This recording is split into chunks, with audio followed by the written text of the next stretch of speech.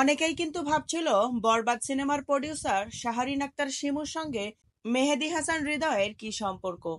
কেনই বা মেহেদী হাসান হৃদয়কে এতটা ভরসা করতে পেরেছেন শাহরিন আক্তার সুমি। তিনি জানালেন এই সত্যতা। তিনি বলেন, হৃদয় আমার কাজিন, হৃদয় আমার ফুফাতো ভাই। এ কারণেই তাকে নিয়ে এত বড় একটি মুভি করার সিদ্ধান্ত নিয়েছি।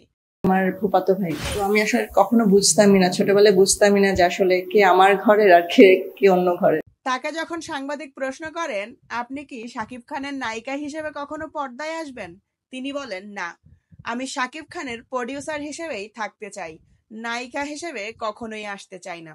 তবে একটি বাংলা সিনেমা দিয়ে যে বাংলা সিনেমার কোনো প্রডিউসার এতটা জনপ্রিয়তা অর্জন করতে পারে, এটি শাহরিন আক্তার সুমিকে না দেখলে বোঝাই যেত না। তিনিই একমাত্র প্রডিউসার যে বাংলা সিনেমার ইতিহাসে প্রথম সিনেমা দিয়েই দর্শকদের মনে স্থান করতে পেরেছেন, এবং দর্শকরা তো রীতিমতো তাকে নায়িকা চরিত্রে অভিনয় করার জন্য অনুরোধ করছেন। ইচ্ছে ছিল না নায়িকা হিসেবে, শাকিব খান প্রডিউসার হিসেবেও থাকতে চাই।